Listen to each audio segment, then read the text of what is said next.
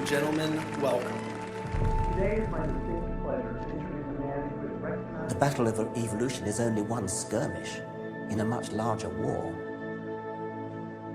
Science simply makes no use of the hypothesis of God. Ask yourself, what has intelligent design given us? Nothing.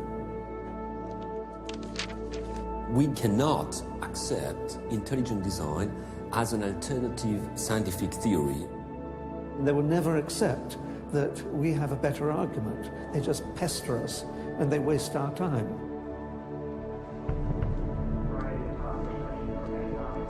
Civil rights, to how to ruin your life in 10 easy steps. Today, Ben is speaking on the topic that has become increasingly important to him over recent years. While Ben has always been an ardent supporter of science, lately he has noticed an alarming trend in the scientific establishment that could have dire consequences for every American. Without further ado, please join me in giving a warm welcome for Mr. Ben Stein. Thank you. Thank you very much. Thank you very, very much. Thank you. Thank you very much, everybody. Thank you very much, gangsters. Thank you very, very much. Freedom is the essence of America. We're talking about freedom of speech, freedom of assembly, freedom from fear, freedom of religion. Martin Luther King said, America is essentially a dream, and he said it is a dream of freedom and equality, and freedom is the way to equality. And America simply would not be America without freedom. In every turning point in our history, the decision has always been about freedom. Freedom is what makes this country great. Freedom has allowed us to create, to explore, to overcome every challenge we have faced as a nation. But imagine if these freedoms were taken away. Where would we be? What would we lose? Well, unfortunately, I no longer need to imagine. It's happening. We are losing our freedom in one of the most important sectors of society, science. I have always assumed that scientists were free to ask any question, to pursue any line of inquiry without fear of reprisal. But recently, I've been alarmed to discover that this is not the case. It all began when I met evolutionary biologist Richard Sternberg in Washington, D.C. His life was nearly ruined when he strayed from the party line while serving as editor of a scientific journal affiliated with the prestigious Smithsonian Museum of Natural History.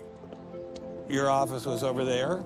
That's correct. This here is the West Wing. Directly ahead of us is the West Wing of the Natural History Museum. So now you're not there anymore because you're a bad boy. No, I'm not. No, I was exiled. You're a bad boy. You question the powers that be. What was Dr. Sternberg's crime? He dared to publish an article by Dr. Stephen Meyer, one of the leading lights of the intelligent design movement. The paper ignited a firestorm of controversy merely because it suggested intelligent design might be able to explain how life began. As a result, Dr. Sternberg lost his office, his political and religious beliefs were investigated, and he was pressured to resign. The questioning of Darwinism was a bridge too far for many. The mentioning of intelligent design that occurs at the end of the paper was over the top. And I think the intelligent design proponents have raised a number of very important questions. And you wanted to get those questions brought up and discussed. Placed on the table. Placed on the table. People were so upset about it. They were so upset that you could see they had a physical, emotional reaction. Wow. They were saying that Stephen C. Meyer is a well-known Christian, that Stephen C. Meyer is an intelligent design proponent, that Stephen C. Meyer is a Republican. It was all couched in terms of religion, politics, and sociology. The way the chair of the department put it is that I was viewed as an intellectual terrorist. Terrorist? Because of giving the topic of intelligent design some modicum of credibility. What happened to Dr. Sternberg was terrible, but surely it was just an isolated case. I was still pretty skeptical, so naturally I checked in with the head of the Skeptics Society, Michael Shermer. So I can't prove there is no God or Yahweh in your case, any more than I can prove there is no Isis, Zeus, Apollo, Brahma, Ganesha, Mithras, Allah, or for that matter, the flying spaghetti monster. And think about just one thing. Why would the aliens look like this? Well, that's these are who drew that? bipedal. Who drew that? Skepticism, it's not a position you take. It's just an approach to claims. This one is called the borderlands of science, where sense meets nonsense. Is intelligent design nonsense? Well, it's unproven. So in that sense, it's nonsense. So I would put it in the sort of shaded areas between good, solid science and total nonsense.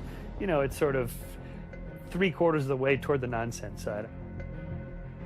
But you think, nevertheless, people should be allowed to speak about it and publish papers about it? They are free to write and publish and be heard in public forums and go to conferences just like everybody else does. Well, what if a person published something, say at the Smithsonian, in favor of intelligent design and then lost his job over it? And it had been peer-reviewed, and published, and then he lost his job over it anyway. What would happen? What do you think about that situation? I think that particular situation, there was something else going on. What was going on? I don't know. I mean, I don't know, because I don't know, but I think there had to be something. People don't get fired over something like that. You roll up your sleeves, you get to work, you do the research, you get your grants, you get your data, you publish, and you work your butt off, and that's how you get your theories taught. Well, but wait a minute. What if you try and roll up your sleeves and go to work and work your butt off, and they say, well, we're going to fire you if you even mention the word intelligent design? I don't think that's happening. Where is that happening? George Mason University. Throughout its 50-year history, our mission has remained clear: to prepare a diverse population of students to think and to grow in a climate of unbridled academic freedom. After Dr. Caroline Crocker simply mentioned intelligent design in her cell biology class at George Mason University, her promising academic career came to an abrupt end. My supervisor invited me into his office. He said, "I'm going to have to discipline you for teaching creationism." And I said, I mentioned intelligent design on a couple of slides, but I did not teach creationism. He said, "Nonetheless, you have to be disciplined." At the end of the semester, I lost my job. Not only did this well-loved professor lose her job at George Mason, she suddenly found herself blacklisted, unable to find a job anywhere. So whenever I interviewed for a job, I would be offered it, usually on the spot.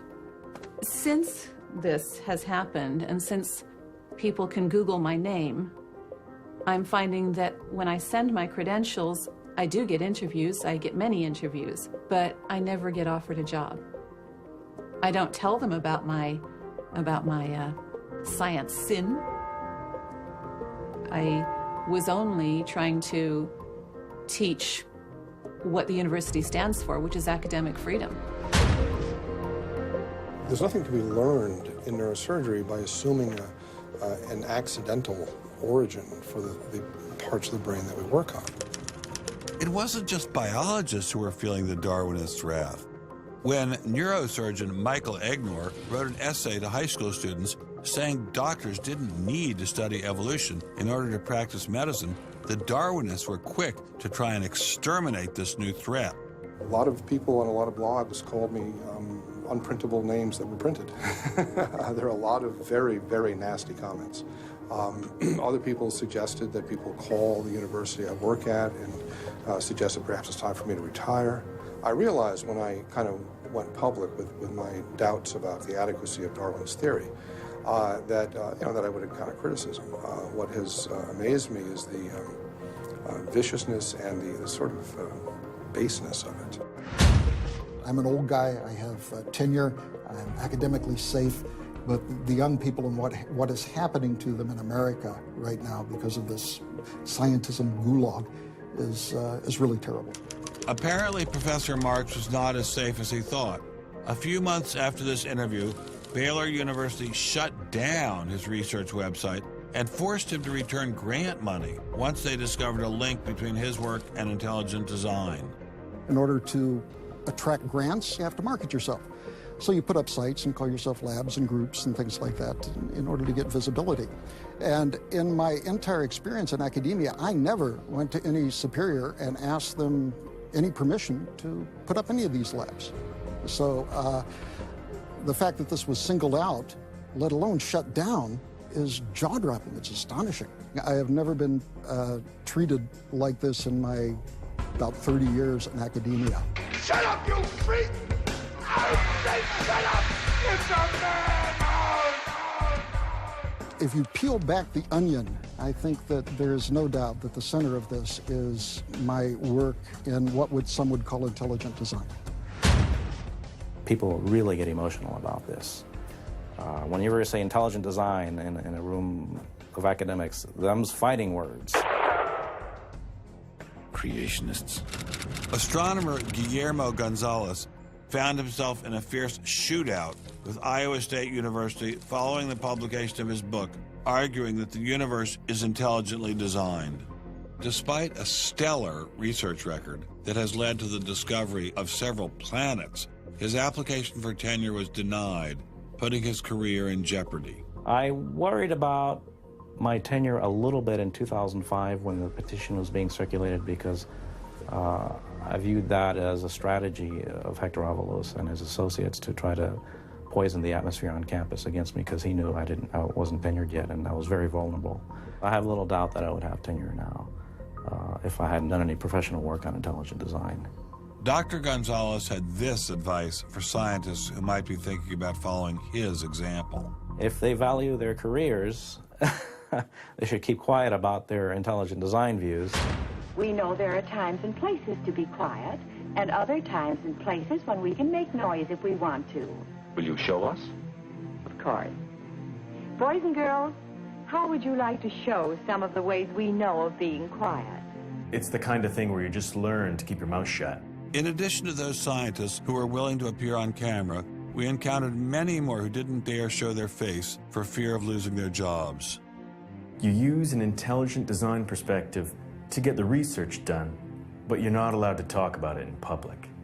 And so there is definitely incentive, if you think about it, for people to remain within the mainstream. You know, what's he up to? What is he thinking? Is he one of them? That kind of thing. If I write intelligent design, they hear creationism. They hear religious right. They hear theocracy.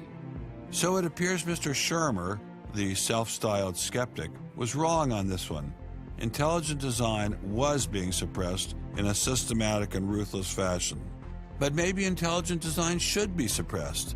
I didn't like what was happening to these scientists, but on the other hand, we don't want our kids being taught that the Earth is flat or that the Holocaust never happened. It was time to ask the scientific establishment, what was so bad about intelligent design? Intelligent design people are not genuine scientists. Intelligent design is a racket. It's just propaganda. The only intelligent thing about it is to have got people to call it that. It's really very stupid as well. Huh? Everybody knows science education in America is appalling.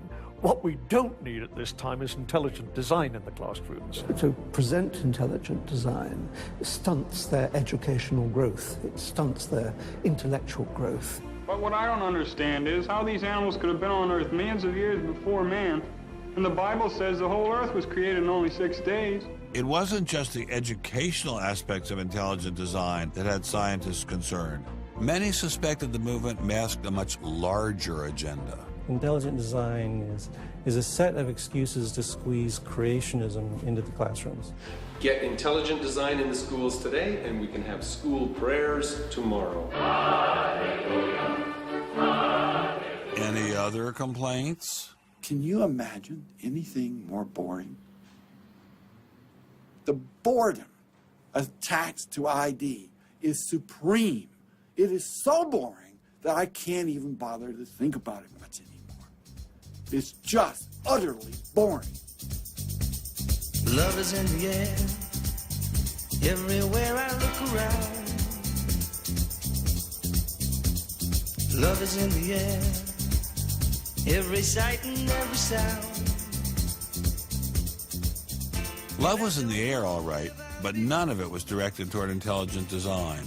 There seemed to be a lot to hate about ID, and nearly all of that hatred was focused on one place: The people from the Discovery Institute, the people who are doing the intelligent design, they're all varnish and no product. The Discovery Institute is a propaganda mill. It's an institution designed to suck in money from religious investors and turn it into a sanitized, somewhat secular version of the creation story to get it into the schools. If they have a way of understanding nature that's superior to the one that we all are making lots of discoveries using, great. Bring it on.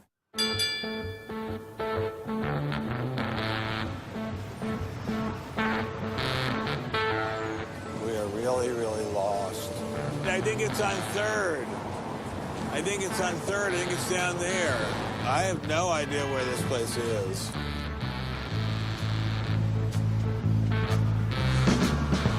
I guess I just keep walking. Do you have any idea where the Discovery Institute is? Have you ever heard of that? Never heard of it. Okay, thank you. How are you, sir? I'm good. Yourself? Good. Do you have any idea where the Discovery Institute is? Institute, not a clue. Discovery Institute. Thank you. It's very kind of you to offer. Welcome to Seattle. Thank you, sir. It's got to be this whole building. Yes, where is the Discovery Institute, please? Discovery Institute on the 8th floor, suite 808.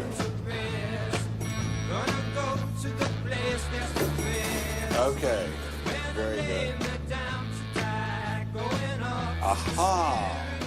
Success at last. Aha! We found you. Are you Bruce Chapman? I am. How are you? I'm Ben Stein. Well, very kind of you to have me here. Well, I'm delighted to meet you. Can I look around and see your office? Absolutely. Do you just have this floor, or do you have several other floors as well? No, this is it. This is it? You've made an awful lot of trouble for being in such a small office. I thought it was going to be like the Pentagon. We're like the little boy that said the emperor has no clothes. And he didn't have a big organization either. When you go around and raise funds, your people are not saying to you, by the way, we're going to get all these scientists out of the classroom and put Christ back in the classroom. Well, I don't know that Christ has ever been in the science classroom. This is not a religious argument. This is something that people, we have fellows who are Jewish or agnostic or various other things. There are people, there are Muslim scientists. There are people of all kinds of backgrounds who agree that Darwin's theory has failed. And so why would you bring religion into it? You don't need religion. This is a red herring, Ben. People who don't have an argument are reduced to throwing sand in your eyes. Well, if the Discovery Institute could get its wish about this subject, what would your wish be? Well, on this subject, as on others, we'd like people to be able to have a robust dialogue and even a debate where the evidence, the best evidence, in this case, the best scientific evidence is made available to people. Well, surely no one questions there should be a debate. Oh, yes, they do. They do? They say the debate has been settled. Well, that the issue's when settled. was the debate settled? Ben, I'd like you to talk to the scientists. You don't want to get your science from me. Mr. Chapman claimed ID had nothing to do with religion. So why was my first stop Biola University, formerly known as the Bible Institute of Los Angeles? Your own personal Jesus. Someone to hear your prayers, someone who cares. Footnote in the history of science. Your own Stonehenge was caused by intelligence. personal Jesus. Remarkably stable in terms of all the knowledge. Someone to hear your prayers, someone who's there.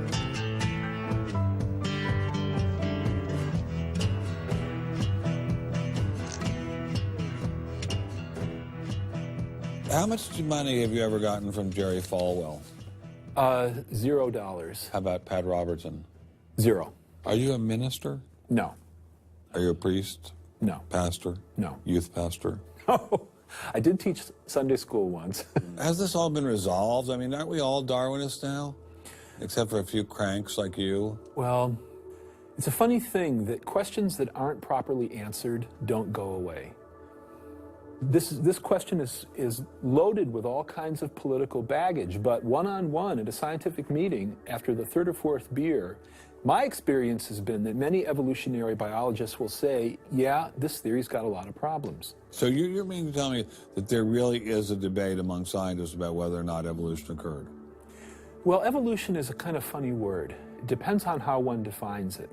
If it means simply change over time, even the most rock-ribbed fundamentalist knows that the history of the Earth has changed, that there's been change over time. If you define evolution precisely, though, to mean the common descent of all life on Earth from a single ancestor via undirected mutation and natural selection, that's textbook definition of neo-Darwinism, biologists of the first rank have real questions. But the modern theory of intelligent design is just microwaved creationism. I don't think that's the case. Creationism, properly understood, begins with the Bible and says, how can I fit the Bible into the data of science? Intelligent design doesn't do that.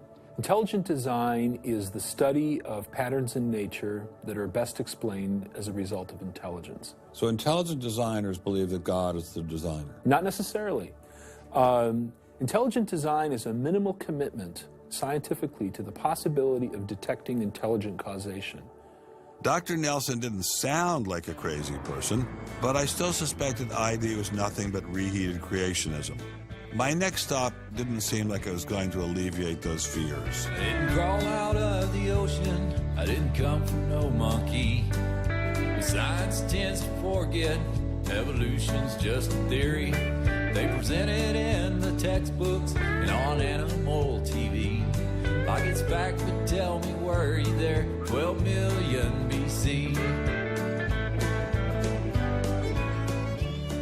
Evolution is from an intelligent design perspective, is perfectly acceptable if the sense is that how did the design get implemented? The issue is there real design there, and are these material mechanisms like natural selection, are these adequate to account for everything we see in biology? And our argument is no, it's not. But Darwin produced all this evidence from his travels and his studies at the Galapagos that evolution explained things. If you look at the history of science, people often have a good idea and then they decide just to run with it. And they say, we're going to apply this everywhere. And so Darwin takes his idea of natural selection and says, I'm going to explain all of life with it. I mean, physics used to be Newtonian physics. Newton was physics. And then we got to look to Einstein, general relativity. It's not, Newton isn't enough. Well, I think likewise what we're finding with Darwin is that he had some valid insights, but it's not the whole picture. Okay, Darwinism may not be the complete picture, but what made these guys think they had the missing pieces? I put this question to Dr. Stephen Meyer, author of the paper that originally got Dr. Sternberg in so much trouble. It's hard to believe that this little town is the headquarters of giant Microsoft. Which enabled Mr. Gates to become fantastically rich. Maybe that's what Steve Meyer's doing. Maybe this is somehow going to make him fantastically rich. We'll pin him down like a butterfly on a butterfly board. Butterfly on a killing board. Coffee shop straight ahead. Newton is buried in the geniuses corner at Westminster Abbey, right? That's correct, yeah. Darwin is also buried in Westminster Abbey. Right, and so is Darwin. Right near each other, right? And you're here in Redmond, in a little building without a sign, right? And you're obviously an incredibly smart guy, but how dare you challenge someone who's buried in the geniuses corner next to Newton at Westminster Abbey? Well, it may seem a little cheeky, but it's what scientists are supposed to do. When I was in Cambridge, one of my supervisors often advised us to beware the sound of one hand clapping, which was a way of saying if there's an argument on one side, there's bound to be an argument on the other. And what I found in studying the structure of the argument in The Origin of Species is that for every evidence-based argument for one of Darwin's two key propositions, there is an evidence-based counter-argument. Well, but is it a debate? I mean, there's just you and a couple of other guys in a dinky little office downtown, say, on one side, and there's the faculties of all the great universities of the world on the other side. Speaking with a great uniform and authoritative voice. Right. Yeah. Well, in any case, the debate really isn't going to be settled by numbers. It's going to be settled by the evidence and the arguments.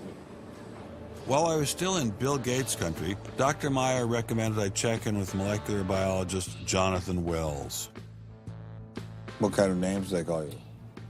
Creationist. What do you say back to them when they say you're a creationist? Well, I usually don't get the opportunity. What's at stake for you personally here? First of all, I love science. I think the way Darwinism corrupts the evidence, distorts the evidence, is bad for science. Well, the other scientists would tell you to just shut up if you love science, okay? Because you're sort of being a bomb thrower into science. I am upsetting the apple cart, and I think it deserves to be upset in this case. Why? Because the evidence is being distorted to prop up a theory that I think doesn't fit it. Was Darwinism really that bad? Perhaps a change of scenery would give me a fresh perspective. Quand je t'ai vu au coin de la rue, tout expliqué, j'ai cru que tous les deux, sous le ciel bleu, nous serions très heureux.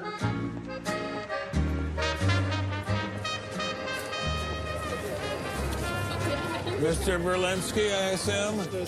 How are you, sir? So where are you from originally? I was born in New York. Yes. Spent 31 years in Manhattan. Yes. And I spent a lot of time in California, too. And tell me all the various universities where you studied or taught. No, I was at Princeton, then I had a professorship at Stanford, and then I left Stanford, and I taught at Rutgers. I left Rutgers, and I taught at the City College in New York. I left the City College of New York. I taught at the Baruch College. I taught at San Jose. What did you teach at Baruch College? Anything they wanted. Come on in. Thank you, monsieur. What an old building. Wow. It's the oldest in Paris. You're kidding. Merci, monsieur. Ah, je vous en prie, monsieur. Merci. Wow, this is fabulous. Let's put it this way. Before you can ask, is Darwinian theory correct or not, you have to ask the preliminary question, is it clear enough so that it could be correct? That's a very different question. One of my prevailing doctrines about Darwinian theory is, man, that thing is just a mess. It's like looking into a room full of smoke. Nothing in the theory is precisely, clearly, carefully defined or delineated. It lacks all of the rigor one expects from mathematical physics, and mathematical physics lacks all of the rigor one expects from mathematics. So we're talking about a gradual descent down the level of intelligibility until we reach evolutionary biology. We don't even know what a species is, for heaven's sakes. So his theory is smoke, but elegant smoke. There's a certain elegance to it, but you know, I think Einstein had the appropriate remark. He preferred to leave elegance to his tailor. A room full of smoke? That certainly wasn't what I was hearing from prominent Darwinists like Richard Dawkins. Evolution is a fact. It's a fact which is established as securely as essentially any other fact that we have in science. Richard Dawkins is so confident that evolution is a fact, and that therefore God doesn't exist, that he has devoted his entire life to spreading the evolution gospel. I'm an atheist with respect to the Judeo-Christian God because there is not a shred of evidence in favor of the Judeo-Christian God. It is completely right to say that since the evidence for evolution is so absolutely, totally overwhelming, nobody who looks at it could possibly doubt that if they were sane and not stupid. So the only remaining possibility is that they're ignorant, and most people who don't believe in evolution are indeed ignorant. But the people I spoke with weren't ignorant. They were highly credentialed scientists. So there had to be something else going on here. So you think the whole theory of evolution is false, or just certain parts of it? Well, again, evolution is a slippery word. I would say minor changes within species happen. But Darwin didn't write a book called How Existing Species Change Over Time. He wrote a book called The Origin of Species. He purported to show how this same process leads to new species, in fact, every species. And the evidence for that grand claim is, in my opinion, almost totally lacking. How does Darwin or Darwinism say that life began? Well, he didn't know, and in fact, nobody knows. So Darwinism, strictly defined, starts after the origin of life and deals only with living things. Well, how can there be a theory about life without a theory about how life began? Well, a grand overarching evolutionary story, of course, does include the origin of life, but Darwin's theory doesn't begin until you have the first cell. Well, does someone have a theory about how life began?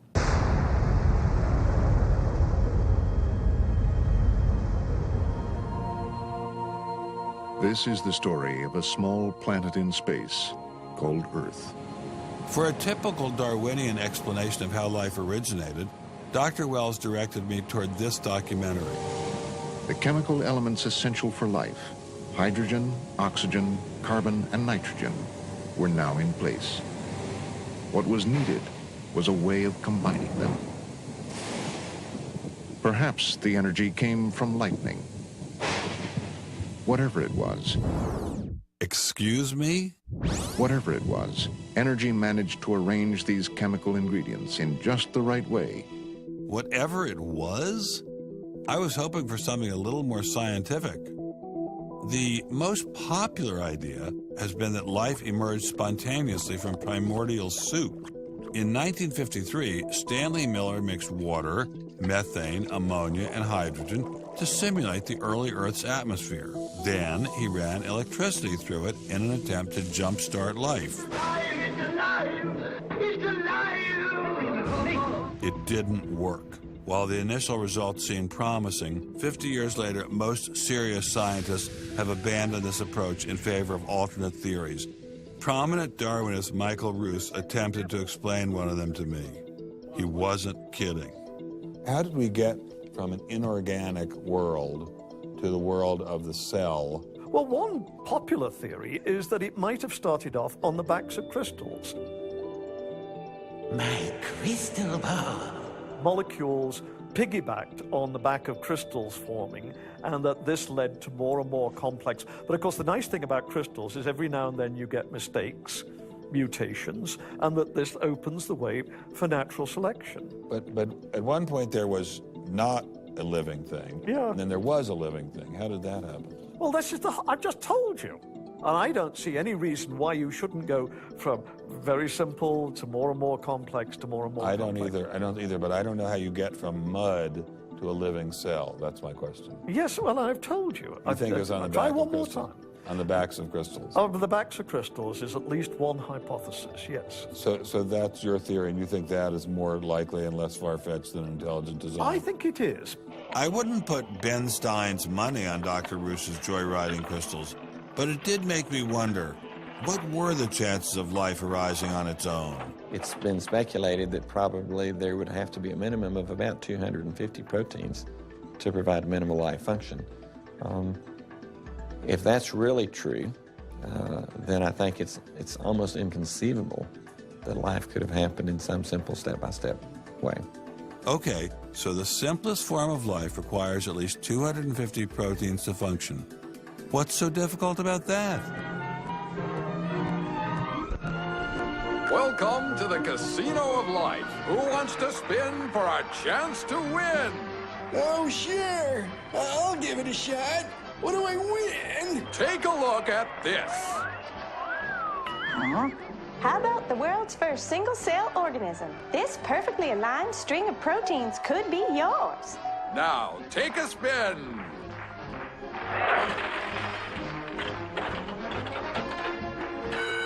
I won! Tina, tell him how many times he needs to do that to win the prize. 250. That's right, folks, and all in the correct order. But that's impossible. We've heard that before, haven't we, Richard? Come on, Mother Nature, do your thing. You stupid machine! I hate you!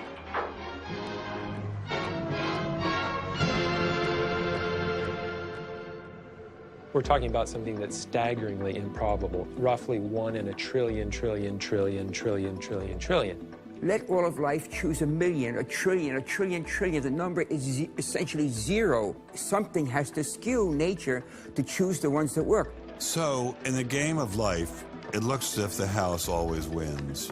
Luckily, some serious scientific minds have figured out a way to beat the odds. Directed panspermia. When faced with the overwhelming problem of the origin of life, Nobel Prize winner Francis Crick proposed this theory, that life was seeded on Earth, which basically means aliens did it. Crystals? Aliens? I thought we were talking about science.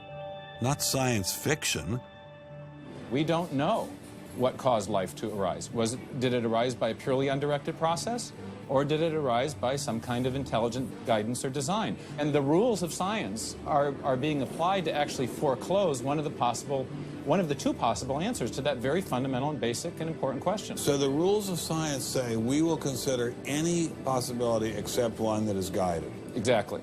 No matter how life began, on the backs of crystals or in the test tube of some intelligent designer, everyone agrees it started with a single cell. But what is a cell? Let me ask you a question. Yeah. Darwin wrote The Origin of Species in 1859, published it in 1859. He had an idea of the cell as being quite simple, correct? Yeah, everybody did. Okay.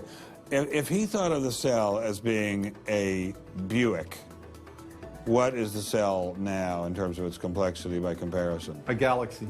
If Darwin thought a cell was, say, a mud hut, what do we now know that a cell is? More complicated than a Saturn V. So what is in a cell as far as we know now? A world that Darwin never could have imagined. I needed someone who could give me a glimpse into this world. So we went to molecular biologist Doug Axe. Think of a cell as being a nanofactory, a factory where, on a very small scale, digital instructions are being used to make the components of the factory. Here we have the famous DNA double helix. You can see the two helical strands that are intertwined and wind around each other on the outside of the molecule. This is the material that stores all of our genetic information. In higher life forms, this will be the equivalent of something like a gigabyte of information stored in the molecules that form the individual chromosomes, all packed within the nucleus, which is a tiny fraction of the entire cell size.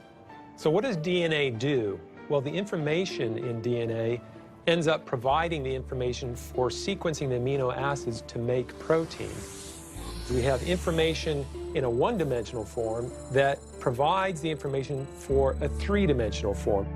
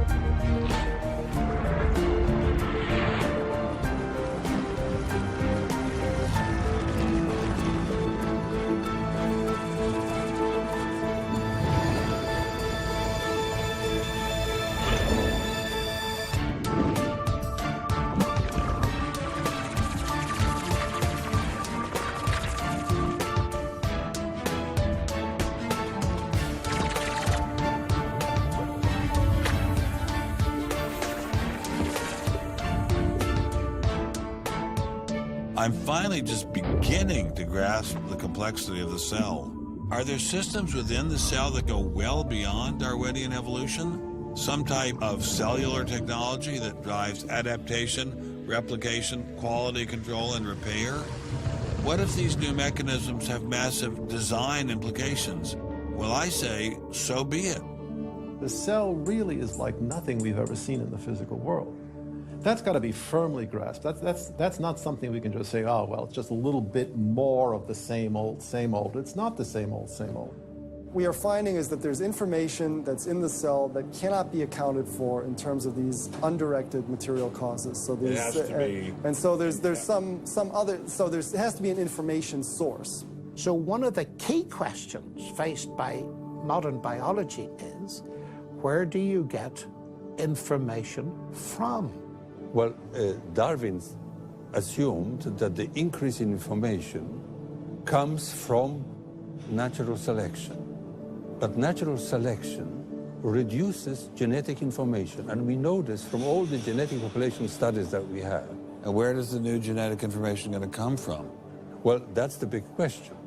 So when we find information in the DNA molecule, The most likely explanation is that it too had an intelligent source. I mean, we need engineering principles to understand these systems, okay? I mean, it's only because of our advancements in nanotechnology that we can even begin to appreciate these systems. But using intelligent design didn't seem to stop the scientists I spoke with, so why all the controversy? Suppose we find, simply as a matter of fact, that our scientific inquiries point in one direction. Which is that there's an intelligent creator. Why should we eliminate that from discussion? Streng verboten? How come? Why? Streng verboten. Very good. What does streng verboten mean? Strongly forbidden. Strongly forbidden. You've got two possible hypotheses. You've got a wall through the middle of through your brain, in effect, through your thinking. You say, well, you can't consider anything on this side of the wall. Only hypotheses on this side of the wall are permissible for consideration. What about academic freedom? I mean, can't we just talk about this? Their reply is that science is not a democratic process. Oh, really? And that there is a consensus view. But wait a minute, we are to subscribe to the wait a second, view. but Darwin challenged the consensus view, and that's how we got Darwinism. If Darwin wanted to challenge the consensus today, how would he do it? Science isn't a hobby for rich aristocrats anymore. It's a multi-billion-dollar industry. And if you want a piece of the pie, you've got to be a good comrade. Scientific ideas. How we get them to you, the people. Every idea must be inspected to ensure that it is safe. All theories must pass through a series of checkpoints. First, the Academy. Getting a controversial theory through the Academy can be dangerous. Few people know this better than Congressman Mark Souder. He uncovered a targeted campaign led by individuals within the Smithsonian and the National Center for Science Education to destroy Dr. Sternberg's credibility. If you want peer reviews, if you want to be published, if you want to go to respected institutions, the core view does not tolerate dissent. There's kind of a, this is the way it is, and anybody who's a dissenter should be squashed. Are you going to be on my side if I let you up? Sure, Chick, sure. I'm on your side. Just let me up. I'll do anything you say. Souder isn't the only one who has witnessed the Academy's tactics. Journalist Larry Witham has seen similar behavior during his 25 years of covering the evolution controversy.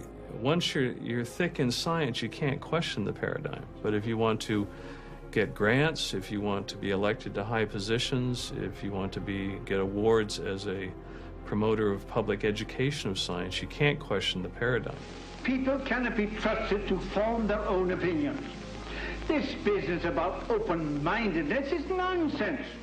Why is the scientific establishment so afraid of free speech?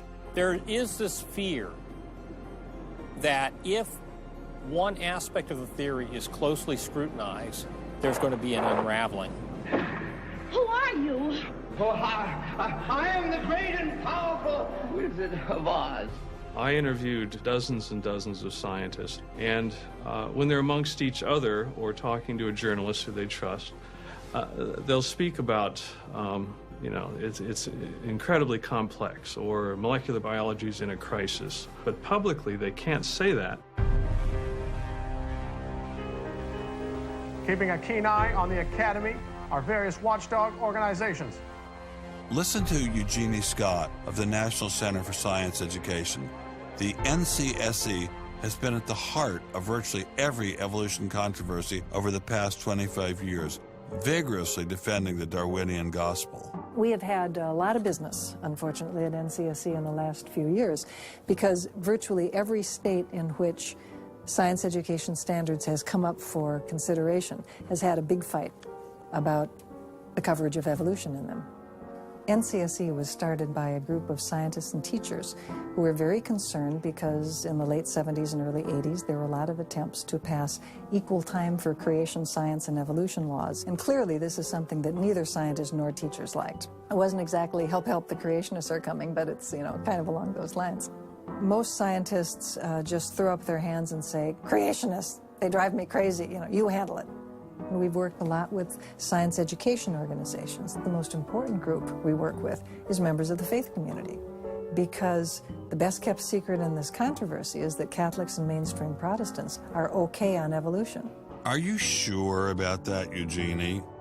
Liberal Christians have been fighting with conservative Christians for so long that they'll side with anybody against the fundamentalists. And Eugenie Scott says, well, welcome over. There's a kind of science defense lobby, or an evolution defense lobby in particular. They are mostly atheists, but they are desperately wanting to be friendly to mainstream, sensible, religious people. And the way you do that is to tell them that there's no incompatibility between science and religion. But is there really an incompatibility? Can't we believe in God and Darwin? Implicit in most evolutionary theory is that either there's no God or God can't have any role in it. So naturally, as many evolutionists will say, it's the strongest engine for atheism. If they called me as a witness, and a lawyer said, Dr. Dawkins, has your belief in evolution, has your study of evolution turned you towards atheism? I would have to say yes. And that's the worst possible thing I could say for winning that court case. So people like me are bad news for the science lobby, the evolution lobby. By the way, I'm being a hell of a lot more frank and honest in this interview than many people in this field would be. Working hard to keep ideas in check are our friends in the media. Morning, paper. Paper, mister? The tendency of the media is to side with the establishment because they inherently agree with the establishment. Eugenie Scott, my understanding is that there is not a single peer-reviewed article out there that supports intelligent design. Am I wrong? You are not wrong. You are correct. I believe that we get coverage, but we always get coverage like we're the outsider, not like it's an even debate. But instead of merely reporting news, he analyzes it, often expressing his personal opinions. We constantly deal with reporters who refuse even to report the correct definition of intelligent design. They, over and over again, talk about life is so complex, God must have done it. Just admit it, it's religion. Very simple. You just can't, it's religion. It's a wanton distortion of our position. Study desk. I've got a hot story here. You can look at Associated Press stories, and the same sentence will appear in those stories for 10 years. Intelligent design says that life is too complex. It's called a boilerplate. And the reporter never reports anymore or gets any new ways to say it, so the public understanding never advances. But what happens if a reporter decides to take a more balanced approach to intelligent design? There might be remarkable pressure on that reporter not to side against the evolutionists. I thought I told you to kill that story. Few reporters have learned this better than author and journalist Pamela Winnick. When she refused to take sides in an article she wrote about intelligent design, the Darwinists found a new favorite target. Number one, I wasn't Christian, I was Jewish. Number two, I wasn't religious. Number three, I was not taking a position in favor of creationism. I was writing about intelligent design, and it didn't matter. After I wrote that one piece, everything I wrote on the subject was scrutinized. There were hate letters coming into the newspaper. If you give any credence to it whatsoever, which means just writing about it, you are just finished as a journalist. Other journalists we spoke with told similar stories, but didn't dare appear on camera. And now, the presses are ready to roll. When all other checkpoints fail, there is always the courts.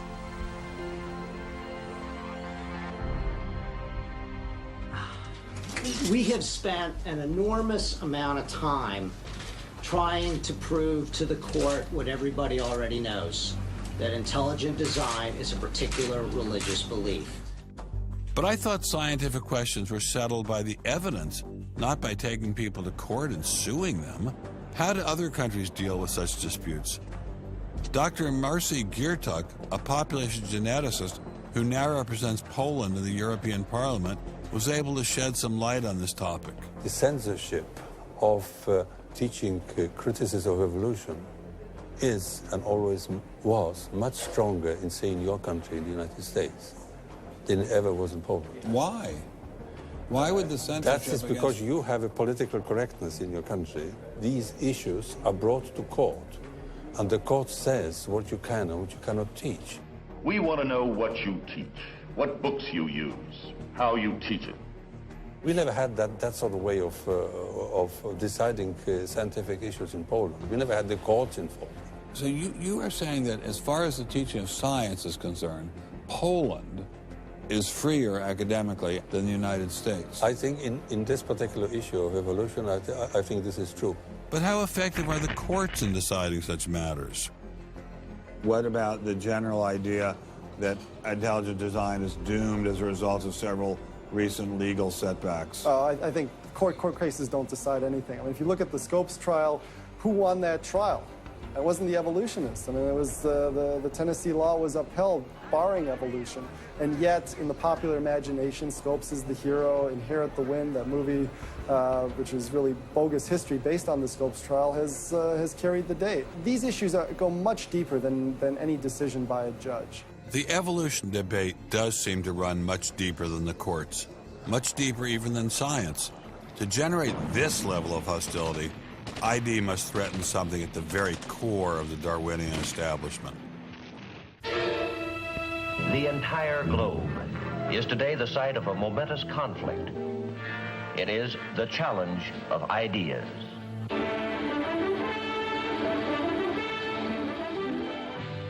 I am Edward R. Murrow. For a little while, I would like to review with you the great conflict of our times, one which demands and must get the attention and the involvement of each one of us. This conflict over the principles of evolution has become a religious war. It really is no longer about scientific investigation. It is total competition with an antagonist who is putting into it everything within his capability.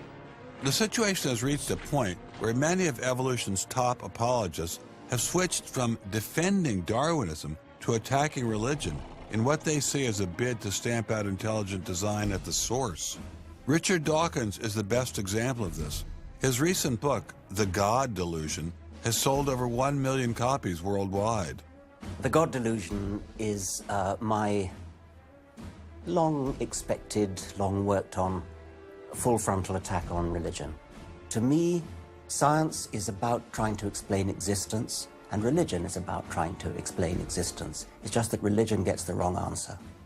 But is Dawkins correct? Are science and religion really at war? For an appraisal of this continuing and protracted conflict, we can go to a reporter who has watched the growing conflict with the perception of a trained military observer. Oxford professor Alistair McGrath, author of The Dawkins Delusion, seemed like the ideal person to answer my question. Richard Dawkins has a charming and very, I think, interesting view of the relationship between science and religion. They're at war with each other, and in the end, one's got to win, and it's going to be science. It's a very naive view. It's based on a complete historical misrepresentation of the way science and religion have interacted. Dawkins seems to think that a scientific description is an anti-religious argument. Describing how something happens scientifically somehow explains it away. It doesn't. But the questions of purpose, intentionality, the question why, still remain there on the table. And I think it was just a catastrophic mistake to have someone like Dawkins address himself to profound issues of theology, the existence of God, the nature of life. He hasn't committed himself to disciplined study in any relevant area of inquiry. He's a crummy philosopher. He doesn't have the rudimentary skills to meticulously assess his own arguments. Genius guy, though. Very smart guy. A little bit of a reptile, but a very smart guy. The opposing point of view in this conflict rests on a fundamentally different vision of man. If you have two distinguished scientists, and in fact you can range many more on each side, as you know, saying exactly opposite things, that's telling me that the conflict is not between science and belief in God. Otherwise, you'd expect all scientists to be atheists. But it's a worldview conflict. It's between scientists who have different worldviews. You've got two competing explanations of the evidence. One says design, one says undirected processes. Both of them have larger philosophical or religious or anti-religious implications. So you can't say that one of those two theories is scientific and the other is unscientific simply because they have implications. Both have implications. People who tell you, for example, that science tells you all you need to know about the world, or that science tells you that religion is all wrong, or science tells you there is no God, those people aren't telling you scientific things. They are saying metaphysical things, and they have to defend their positions for metaphysical reasons. What is being presented to the public is, first comes the science, and then comes the worldview. I would want to argue that that may not be the case, that it may actually be the other way around, that the worldview comes first and is influencing the interpretation of science. My deep regret is some people are so deeply entrenched in their own worldviews that they will simply not countenance alternatives. I'm actually a person of the left, and not even a particularly religious person. I think of myself as a kind of humanist. And I think it's sending a very bad message to religious people who are interested in science, that in some sense, in order to do science credibly, they have to leave their religious beliefs at the door. The founders of early modern science, Sir Isaac Newton, Robert Boyle, Johannes Kepler, Galileo, most of these early scientists all not only believed in God, but they thought their belief in God actually made it easier to do science. You can be religiously motivated and you can do good science. And they have more often gone together than not gone together. Admitting our biases is the best way towards rational discussion, which I would welcome. Rational debate is a nice thought, but it's nearly impossible in the current climate. I'd seen the chilling effect that this unquestioning devotion to Darwinism has had on science, but were there other consequences? No gods, no life after death, no ultimate foundation for ethics, no ultimate meaning in life, and no human free will are all deeply connected to an evolutionary perspective. You're here today and you're gone tomorrow, and that's all there is to it. Dr. Will Provine, professor of the history of biology at Cornell University, gave us another disturbing glimpse into where Darwinism can lead. Oh, I was a Christian, but I never heard anything about evolution because it was illegal to teach it in Tennessee. Dr. Provine's first biology professor changed all that. He started talking about evolution as if it had no design in it whatsoever. And I came up to him and I said, "You've left out the most important part." And he said, "If you feel the same way at the end of one quarter, I want you to stand up in front of the students in this class and tell them this deep lack in evolution." And I read that book so carefully, and I could find no sign of there being any design whatsoever in evolution. And I immediately began to doubt the existence of a deity.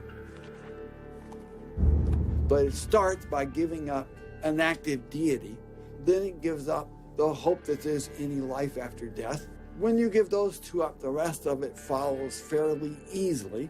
You give up the hope that there's an imminent morality.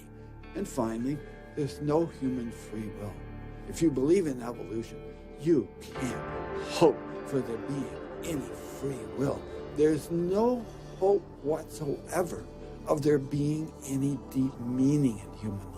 We live, we die, and we're gone. We're absolutely gone when we die. Dr. Provine is no stranger to the prospect of death.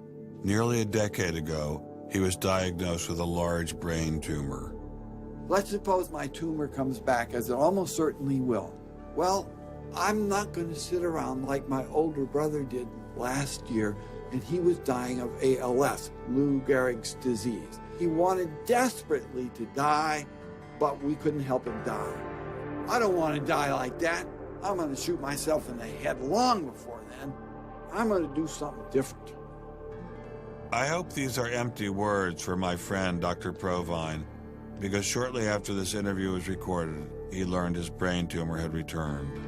I don't feel one bit bad about holding the views that I do. There's not anything in the views I hold that makes me, oh, I wish I had free will, or, oh, I wish there were a God. I don't ever wish that. Dr. Provine's deconversion story was typical amongst the Darwinists we interviewed. Biologist P.Z. Myers, who runs the pro-Darwin, anti-religion blog Pharyngula, says science eroded his faith as well. I never hated religion. I found religion quite comfortable, and I liked the people in it. What led to the atheism was learning more about science, learning more about the natural world, and seeing these horrible conflicts with religion. And it was then, when I discovered evolution, when I discovered Darwinism, that I realized there's this magnificently elegant, stunningly elegant explanation, which I didn't quite understand to begin with. When I did understand it, then that finally killed off my remaining religious faith. After hearing these stories, I was not surprised to discover that most evolutionary biologists share Professor Dawkins' views. It appears Darwinism does lead to atheism, despite what Eugenie Scott would have us believe. And if you separate out the ethical message from religion, what have you got left? You got a bunch of fairy tales, right? I think that God is about as unlikely as fairies, angels, hobgoblins, etc. Religion, I mean, it's just fantasy, basically. It's completely empty of any explanatory content. And it's evil as well. Half the people in this country think that drugs is what you have to regulate to make us safer, and half the people think guns, that's what you got to regulate to make us safer. But I always think if you're going to regulate one thing that has the most potential to cause death and destruction, religion. You got to start with religion, and Religion is an idea that gives some people comfort, and we don't want to take it away from them. It's like knitting. People like to knit. You know, we're not going to take their knitting needles away. We're not going to take away their churches. But what we have to do is get it to a place where religion is treated at the level it should be treated. That is something fun that people get together and do on the weekend and really doesn't affect their life as much as it has been so far. So, what would the world look like if Dr. Myers got his wish? Greater science literacy, which is going to lead to the erosion of religion. And then we'll get this nice positive feedback mechanism going, where as religion slowly fades away, we get more and more science to replace it. And that will displace more and more religion, which will allow more and more science in.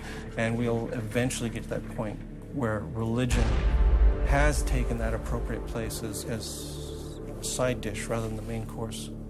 But will eradicating religion really lead to a modern utopia?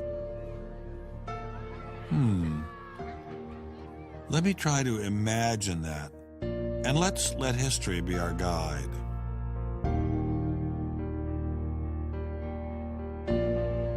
In part, I think Matthew Arnold put his hands on it when he spoke about the withdrawal of faith. There is a connection between a society that has at least a minimal commitment to certain kinds of transcendental values and what human beings permit themselves to do one to the other. That got me thinking, what other societies have used Darwinism to trump all other authorities, including religion? As a Jew, my mind leapt to one regime in particular. The connection between Hitler and Darwin is, of course, historically a difficult connection because they were separated by a good many years. One was English, one was German. Nonetheless, if you open Mein Kampf and read it, especially if you can read it in German, the correspondence between Darwinian ideas and Nazi ideas just leaps from the page. Of course, you have to add every historical caution. Not everyone who read Darwin became a Nazi. Obviously not. No one is making that case. Darwinism is not a sufficient condition for a phenomenon like Nazism, but I think it's certainly a necessary one. This was a connection I had to explore personally.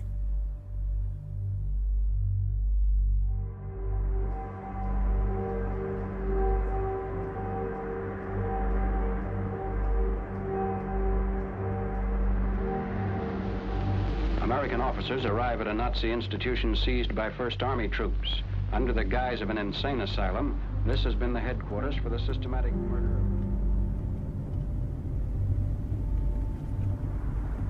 So what is this place? During the Second World War, 15,000 people were killed here. Why were they killed? They were killed because they were people with handicaps, Why kill them? What's the point of killing them? People who were not able to work, people who were not able to live by themselves, that they were useless eaters. Useless eaters. And life unworthy of living.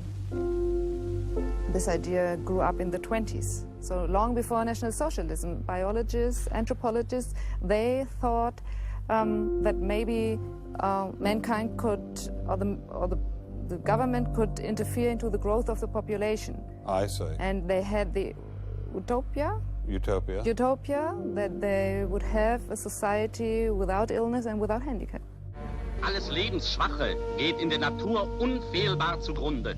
Wir Menschen haben gegen dieses Gesetz der natürlichen Auslese in den letzten Jahrzehnten furchtbar gesündigt. Wir haben unwertes Leben nicht nur erhalten, wir haben ihm auch Vermehrung gewährt. Die Nachkommen dieser Kranken sahen so aus, die tiefer stehen als jedes Tier. So this was a Darwinian concept? Yes. And also a Malthusian concept, very much Malthusian. Malthusian? Thomas Malthus, who said that there was a shortage of resources, English philosopher, so there was a shortage. Yes, but the Nazis, they relied on Darwin. They relied on Darwin? Yes, Darwin and German scientists.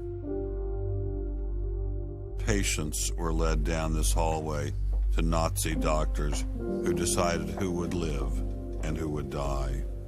They were accompanied by 15 nurses. Nurses, yes. Nurses, male and female nurses. So nurses were helping lead them to their doom. Yes.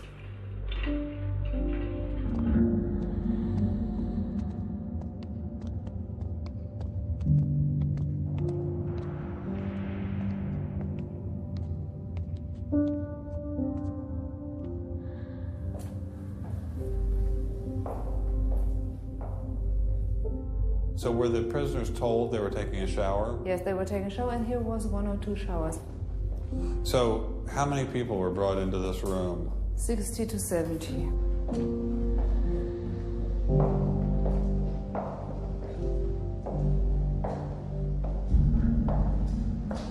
So what is this? This is the dissection table. Do you ever think to yourself, the sane ones were the ones lying here having their brains removed? The insane one was Dr. Gorgas and all the other people No. did? No, I don't think that, because I think those people who killed here, they were very sane, because they had their purposes. They had purposes? Yes. I don't think they were insane.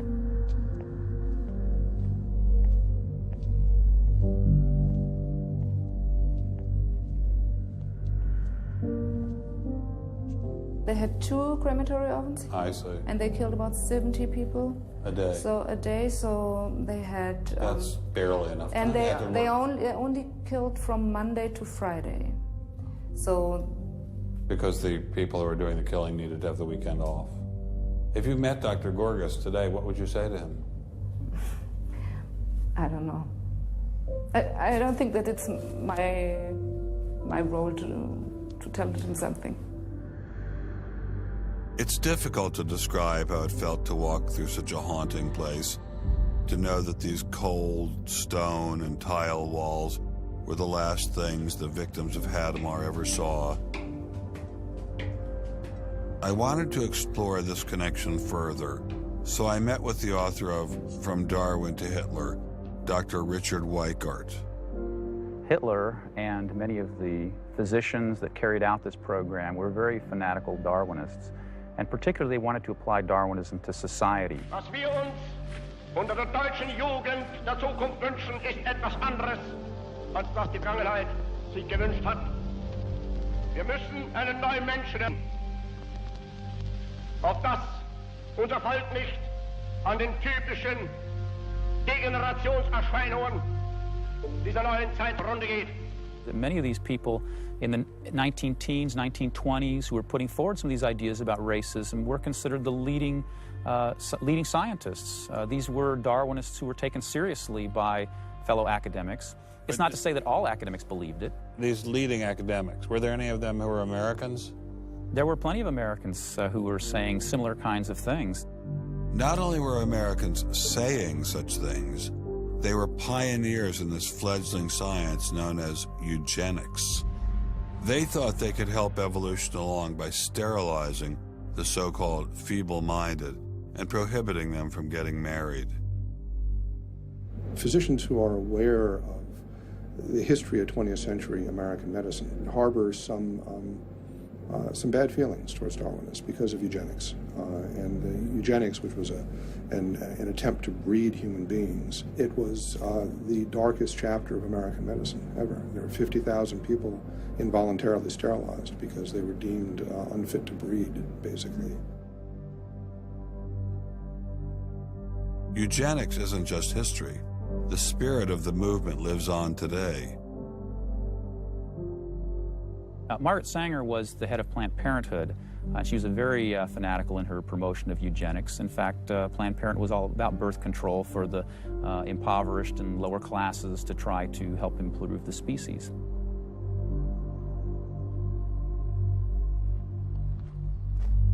From Hadamar, I traveled with Dr. Weikart to Dachau, where the Nazis applied the ideas of eugenics on a massive mechanistic scale. When it was a fully functioning concentration camp, and what was the purpose of it? I mean, part of it was to repress political enemies. What was the rest of the purpose?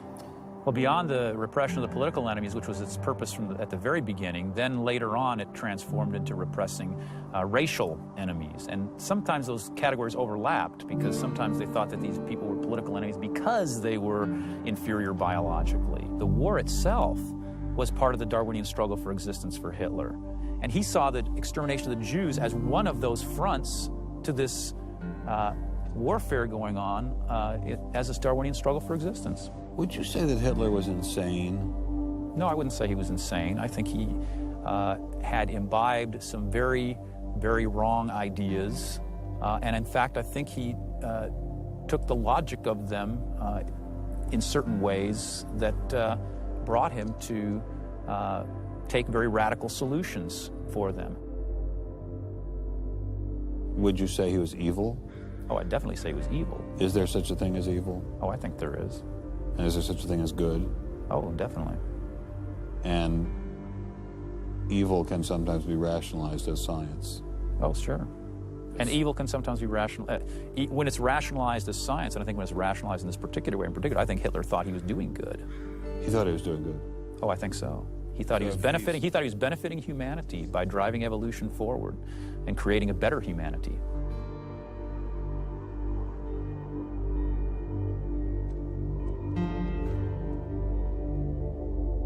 Before leaving Dachau, I stopped by the memorial commemorating the thousands of Jews who were killed there in excruciating conditions.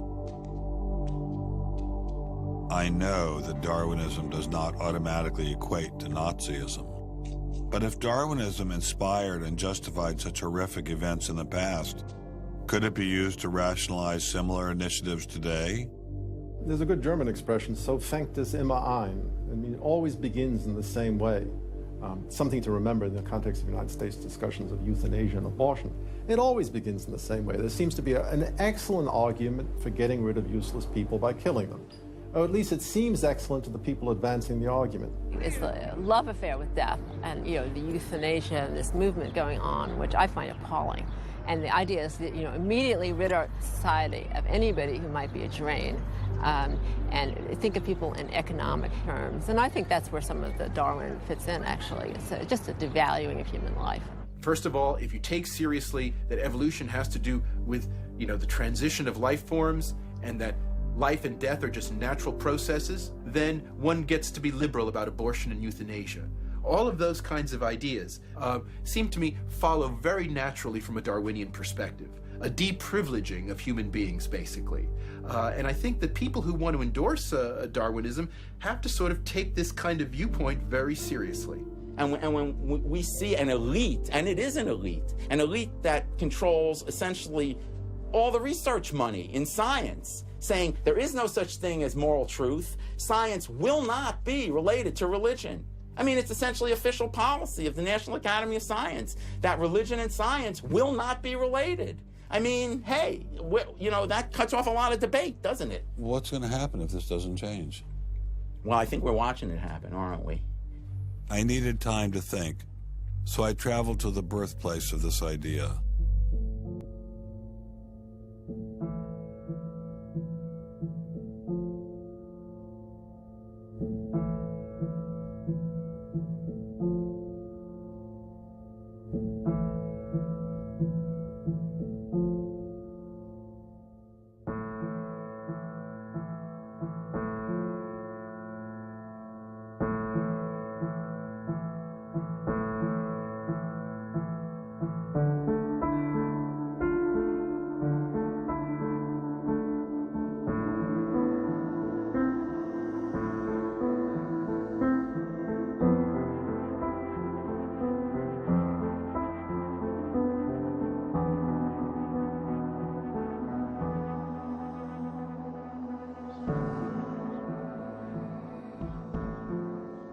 With savages, the weak in body or mind are soon eliminated. We, civilized men, on the other hand, do our utmost to check the process of elimination. We build asylums for the imbecile, the maimed, and the sick. Thus, the weak members of civilized societies propagate their kind. No one who has attended to the breeding of domestic animals will doubt that this must be highly injurious to the race of man. Hardly anyone is so ignorant as to allow his worst animals to breed. Charles Darwin, The Descent of Man, 1871.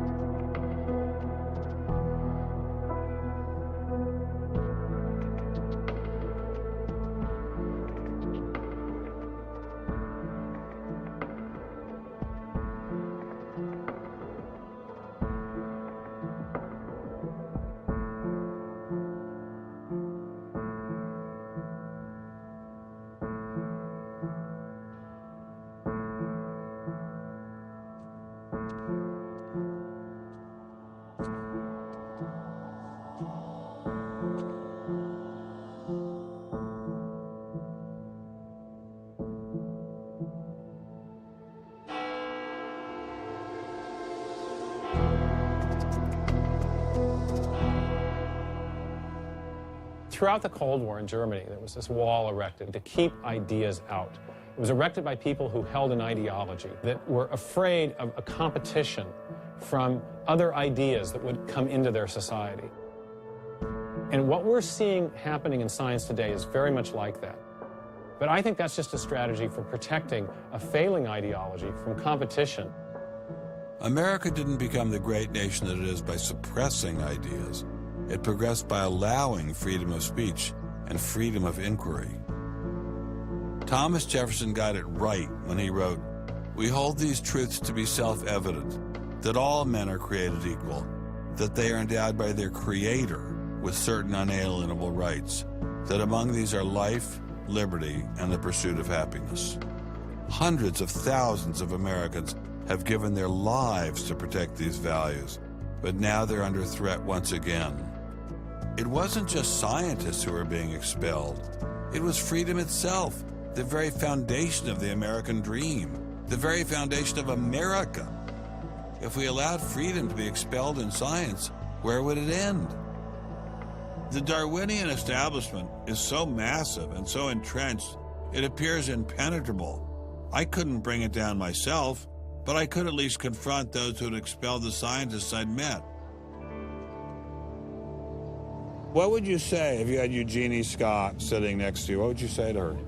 I would ask her, by what authority does she and those like her presume to declare what is and is not science. You know, he's sort of made himself martyr of the day. They've gotten a lot of mileage out of, you know, poor Rick Sternberg. And we got lip service from the leadership of the Smithsonian, but I didn't feel they ever followed through. We went into the Smithsonian looking for answers, but we ran into the same stone wall as Congressman Souter. We're not authorized to do this, Mr. Stop. Come on down to the office, Mr. Please.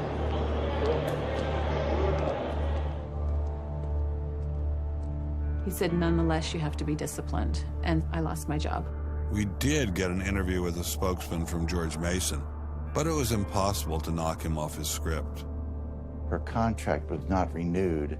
It was simply not renewing her contract, which she's satisfied. Her contract was not renewed, had nothing to do with the controversy of that topic of intelligent design. I have never been treated like this in my about 30 years in academia. We received a similar reception at Baylor University. They refused to admit that what had happened to Dr. Marks had anything to do with ID. Certainly the conversations I've had, this has not, the intelligent design situation has not been the thrust of the conversation. It's a procedural issue, and that's the way we dealt with it. Funny, that's not how Dean Kelly put things in his original email to Dr. Marks.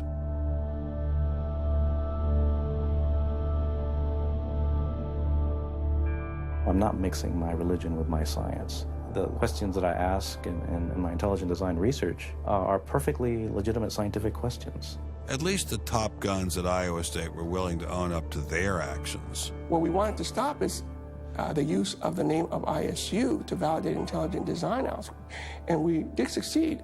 I really think a lot of Guillermo. He's a great guy. So, I mean, that's why I'm kind of disappointed, all right, that he should have just left this alone. So, in my opinion, should have just left it alone. Dr. Hauptmann elaborated further on his great regard for Gonzalez. This is quoting an email from you to Mr. Avalos. You say, sometimes it is just best to ignore idiots, in reference to Guillermo. And then the religious nutcases should be challenged at every opportunity.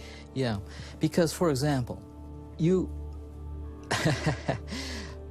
in that case, I'm thinking more of, say, the creationist crowd who claims that God put all the animals on an ark and that's it, all right? That's where all of our animals came from today. That's crazy, okay? You shouldn't be insulting even children with that kind of thing. So these are the idiots, all right? They've always been around. They've always been around. Going after the perpetrators in each of these cases wasn't getting me anywhere. So I reconnected with Dr. Berlinski and Dr. Schroeder to see if they had any advice.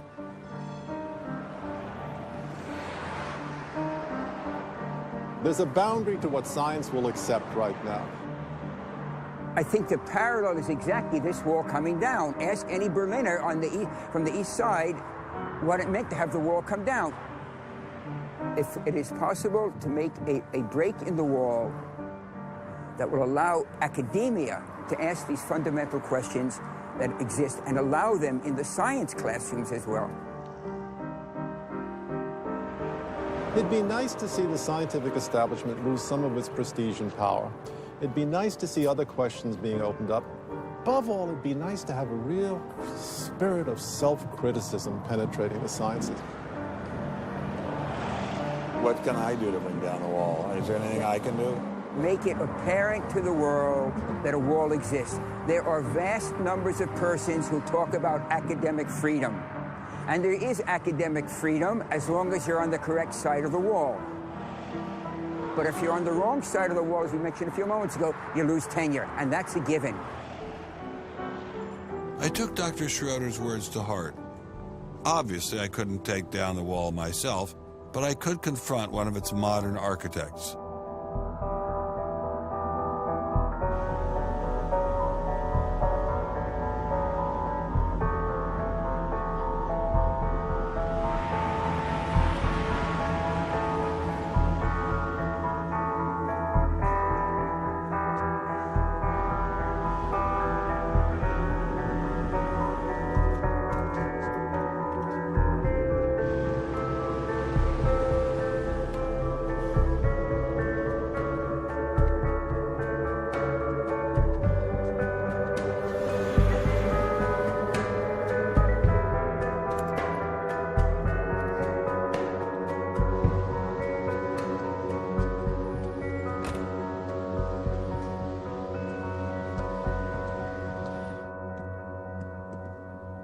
Hello, Professor Dawkins. How are you?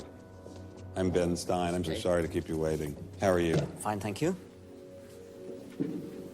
You have written that God is a psychotic delinquent invented by mad, deluded people.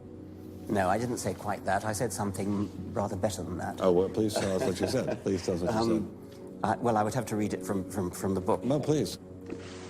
The God of the Old Testament is arguably the most unpleasant character in all fiction. Jealous and proud of it, a petty, unjust, unforgiving control freak, a vindictive, bloodthirsty ethnic cleanser, a misogynistic, homophobic, racist, infanticidal, genocidal, filicidal, pestilential, megalomaniacal, sadomasochistic, capriciously malevolent bully. So that's what you think of God? Yeah. How about if people believed in a God of infinite lovingness and kindness and forgiveness and generosity, sort of like the modern-day God? Why spoil it for them? Why not just let them have their fun and enjoy it? I mean, I don't want to spoil anything for anybody. I write a book, people can read it if they want to.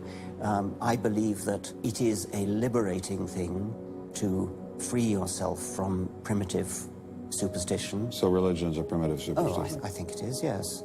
So you believe it's liberating to tell people that there is no God?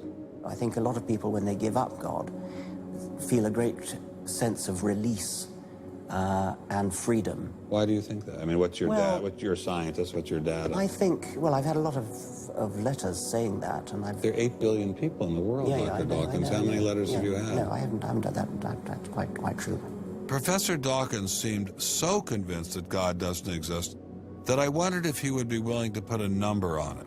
Well, it's hard to put a figure on it, but I mean, I'd put it as something like, 99% against or something. Well, how do you know it's 99%? I don't. Say 97%. No, I did. You asked me to put a figure on it, and I'm not comfortable putting a figure on it. I think I just think it's very unlikely. What? But you couldn't put a number on it? No, of course not. So it could be 49%. Well, it would be. I mean, I think it's unlikely, but it's quite far from 50%. How do you know? I don't know. I mean, I put an argument in the book. Well, then who did create the heavens and the earth? Why do you use the word who? You see, you immediately beg the question by using the word who. Well, then how did it get created? Well, by a very slow process. Well, how did it start? Nobody knows how it started. We know the kind of event that it must have been. We know the sort of event that must have happened for the origin of life. What was that? It was the origin of the first self-replicating molecule. Right, and how did that happen? I told you we don't know. So you have no idea how it started? No, nor has anybody. Nor has anyone else.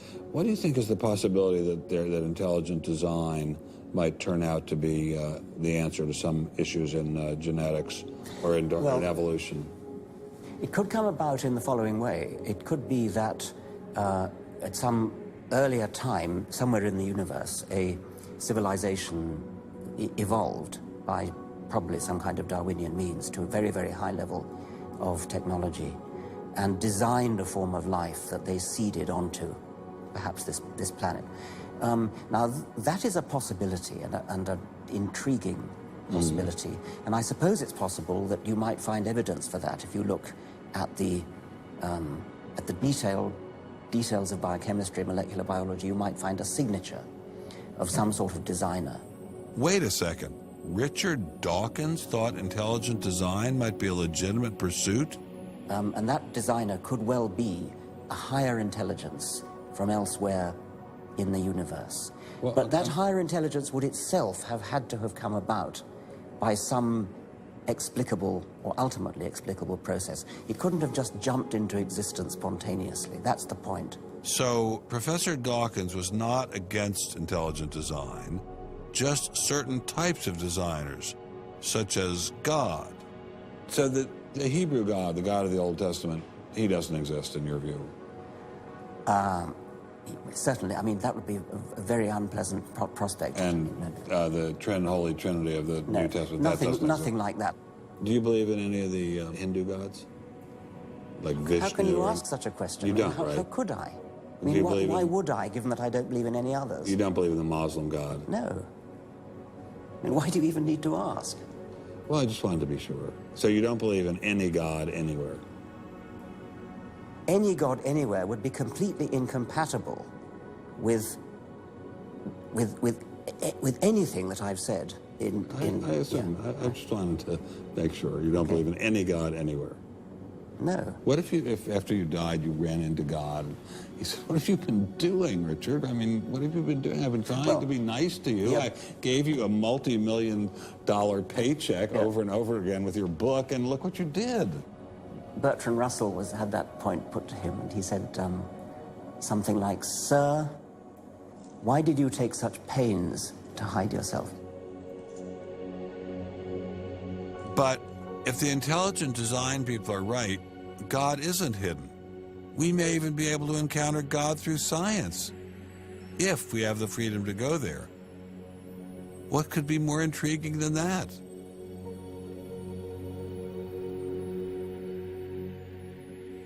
We take freedom for granted here in the United States.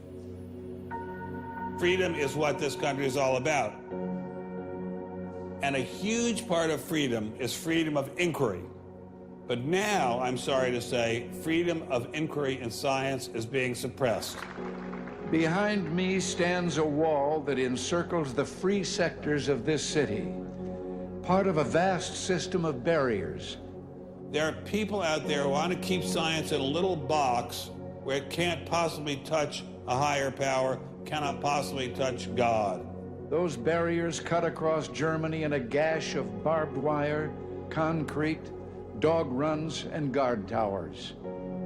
If you believe in God, and you believe that there's an intrinsic order in the universe, and you believe that it's the role of science to try to pursue and understand better that order, you will be ostracized. I'm frightened by this, but I'm not going to let it stop me from investigating and from speaking. The wall cannot withstand freedom. What I'm asking for is the freedom to follow the evidence wherever it leads. My hope is that there'll be enough independent thinking scientists who don't like to be told what to think. People on both sides of the argument being prepared to talk and listen. And above all, a willingness to keep these dialogues open. It might allow a lot of very good scientists to be scientists who aren't being allowed to be scientists right now. I don't care what they end up as being. I don't care if they end up being religious, a young earth creationist. If they have thought their way through the issues and get there, I'm all for them. And why do I think we're going to win in this struggle? Because truth crushed to earth will rise again. To find out what's true has a value all of its own. If it has additional good consequences, so be it. Because no lie can live forever. I believe that science gives us one perspective on the world, and our religious insight gives us another perspective on the world. And by putting the two together, they will see more deeply and more truly. And if we will stand up for freedom, freedom is the victor. And if we all do that, we will overcome.